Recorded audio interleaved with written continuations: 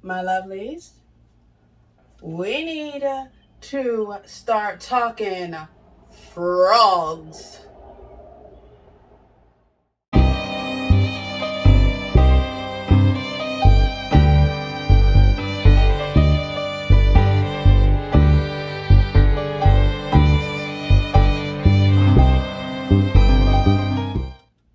Hello, my lovelies. I am Madam Crystal Butterfly, and if you have just been loving all these videos I keep on rolling on out, please leave me one of those comments.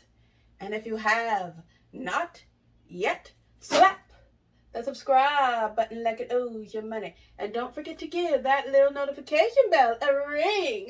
Alright, that is enough of the dilly. Let's get to the good stuff.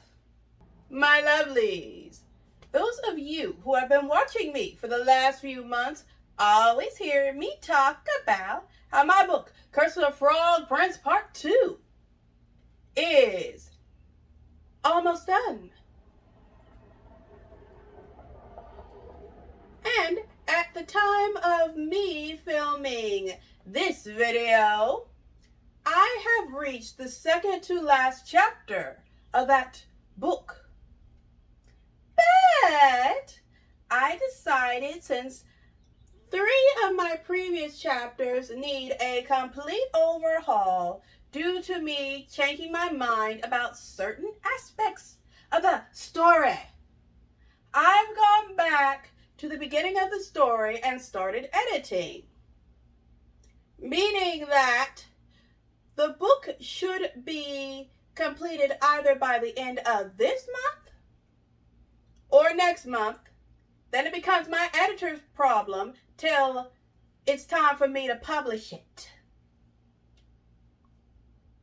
But being almost done with the second Curse of the Frog Prince book made me realize I have not told y'all a whole lot about the Curse of the Frog Prince books, or how Curse of the Frog Prince fits into the Butterfly Tales series that I am creating. See, I am going to be making y'all a bunch of nice, juicy videos for the rest of this month and part of next month, diving into the lore and creation of Curse of the Frog Prince, along with a nice little look-see into the Butterfly Tales series and what that's all about. So, where should I begin all this? Where to, begin? Let me think. Ooh, I have an idea. Why don't I start telling you guys about all this Curse of the Frog Prince stuff where most stories start? At the literal beginning. So, when I got the idea for Curse of the Frog Prince, I was giving myself a little breather because I have been working on my book that I am still working on called Blood Crown. I'd been working on that for about a year at the time I thought of Curse of the Frog Prince. And I was giving myself a little breather because I was very, very new to the whole writing thing. And I was figuring out how to really go about telling a story. Now, as I said, I was taking a little break from all that writing when my mind showed me the very last scene in Curse of the Frog Prince Part 1. And when I saw that scene, I thought, whoa, well, that's a good idea. I should write that later. Right now, I'm working on Blood Crown, and I'm new to this whole writing thing, so I don't got any time for any more stories. My lovelies, I should also mention, it was not just my work on my book, Bloody Crown that made me think I did not have time for another book in my life.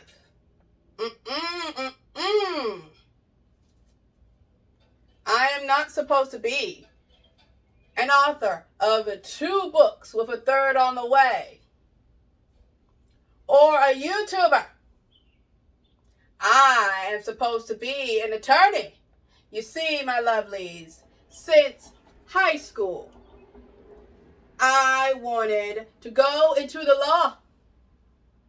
So I got an associate's degree in political science. Then I got a bachelor's degree in political science.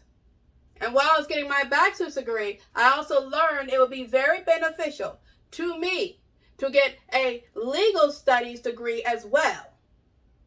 I had also heard about the paralegal field,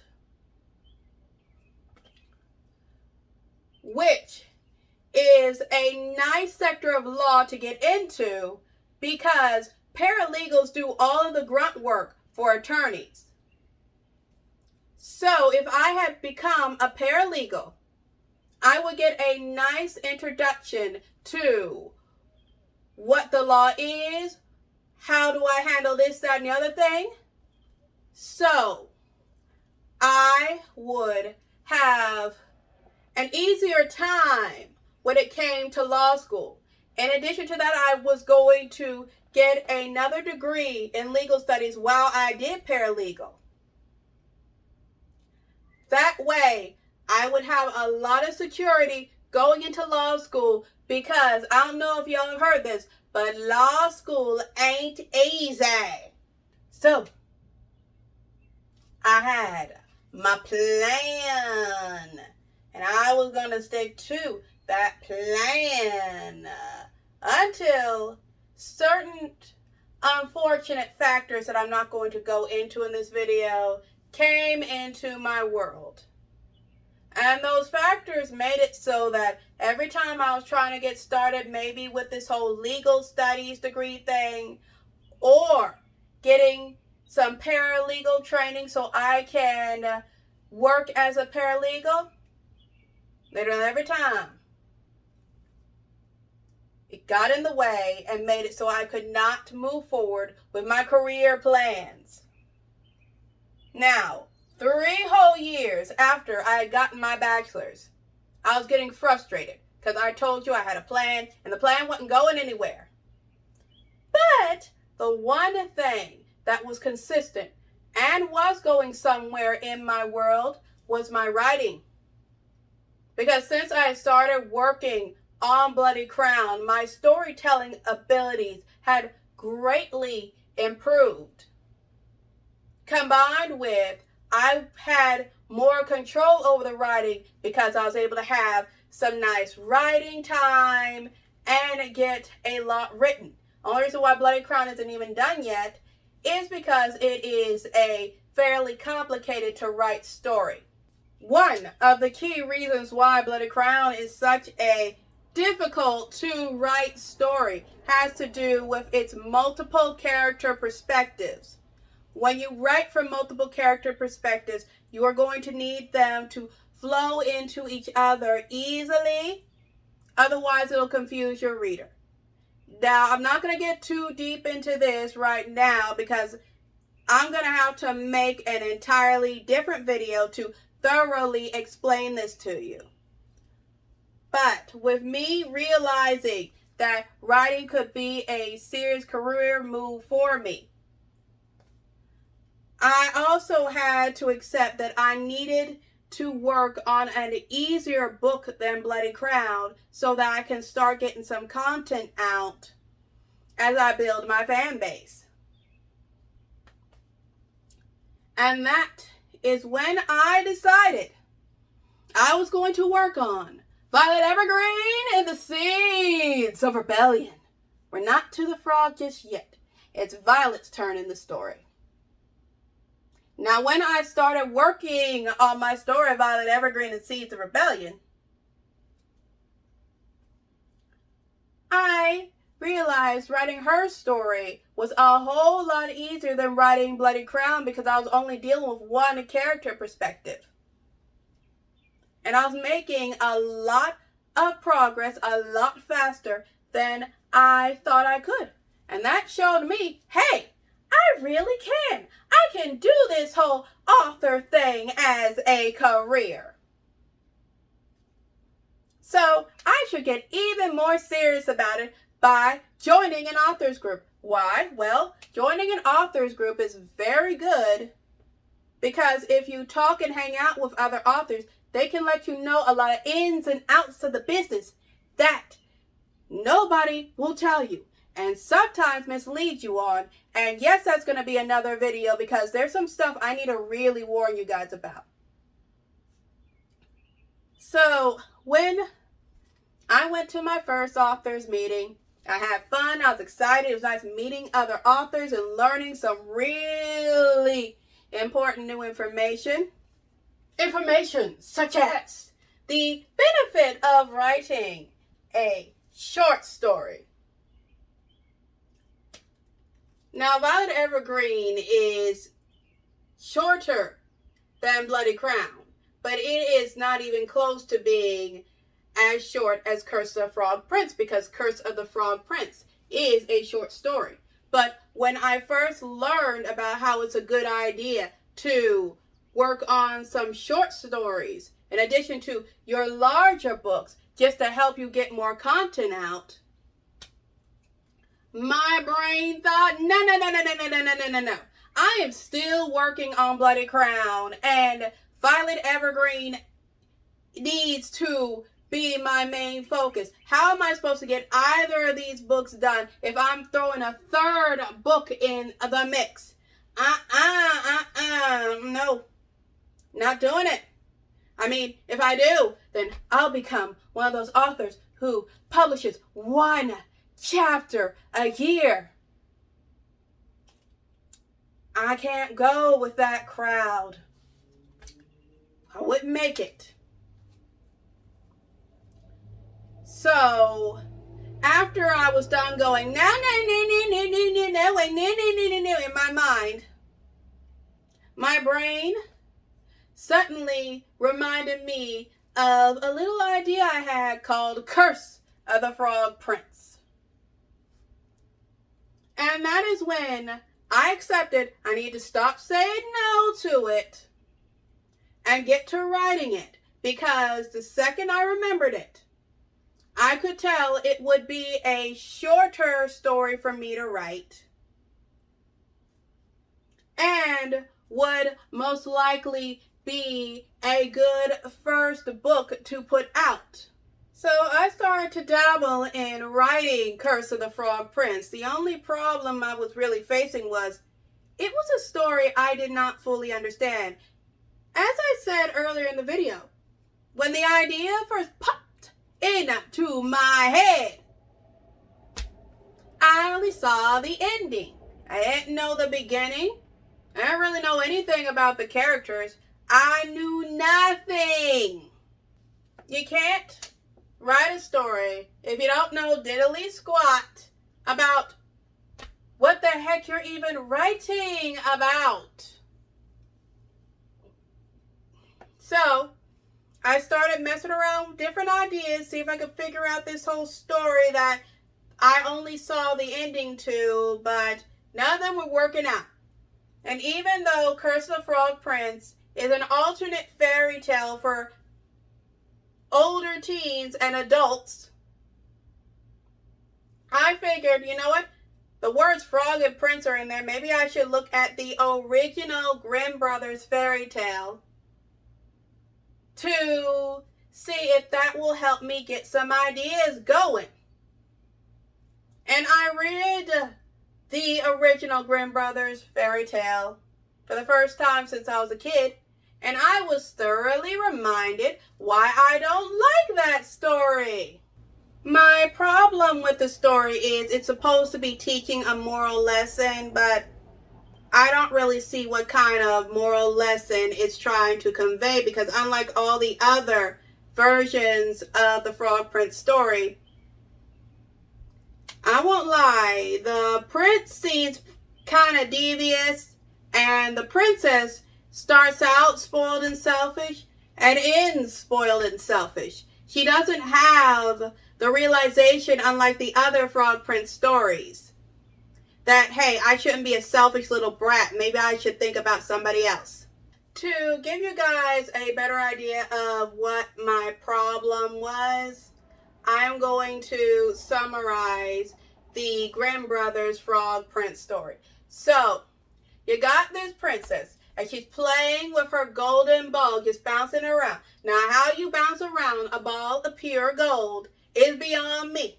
But that's what she was doing, so please, just go with it. Anyway, she's playing with it, then she loses, and she's like,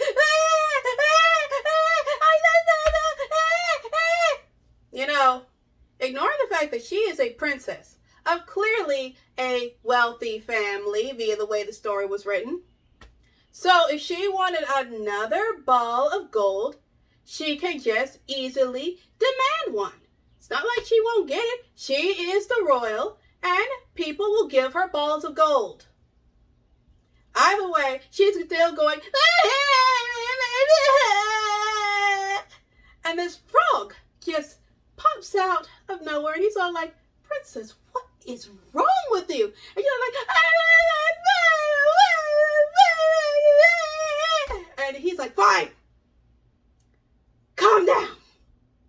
I will get your ball for you if you do some stuff for me. And she's thinking, I am a royal. I don't exactly have to go through with any gosh darn thing he asked me, so why not make the deal? Emphasize now is when she remembered she's a royal, not a minute ago when she was crying over her ball. Either way, just focus on the fact that she has more than enough money to get that gosh darn thing back. So she tells the frog she's going to go through with the deal. And before I get into the next part of this story while I'm summarizing, what he asked her was to be her playmate, to be allowed to eat off her plate, and sleep in her bed, and obviously move into her big, beautiful castle. And she's like, okay. He goes down, he gets the ball, she takes it, it's like, bye. And just ghost him after that. So she's back at home thinking, everything's copacetic. She got her ball back, and the frog comes over to the palace demanding what she promised. Now, when the frog shows up demanding stuff, the princess's father, the king, asks his child, why is this talking frog constantly saying you owe him something? She tells him what happened, and he's like, sweetie, this frog helped you out in a time of need. You have to go through with it. Now, I want to pause right here. The frog didn't really help her because she was in a time of need. She was frustrated over having lost something she could possibly have replaced or had a servant get for her easily. Combined with, the frog didn't do this out of the goodness of its heart. It did this as a business transaction. And the way the Grimm brothers framed it, it was like something benevolent the frog did. The frog did not do this out of benevolence. The frog did this to get something for himself. Either way, her father tells her to go through it, but she has to. She's grossed out having to deal with a frog to the point where when it's time for bed, she's carrying him with 2 fingers because she's so grossed out carrying around this slimy frog to her room. And she doesn't want to let him sleep in her bed when he gets to her room. And he says if she doesn't let him sleep in the bed, he's going to tell the king. So she basically grabs him and flings him against the wall to kill him. Because as y'all know, snitches get stitches. So after that act of attempted murder, the frog turns into a handsome prince, and he thanks the princess for freeing him from a curse that only she could break. Why? Like reasons? That's why.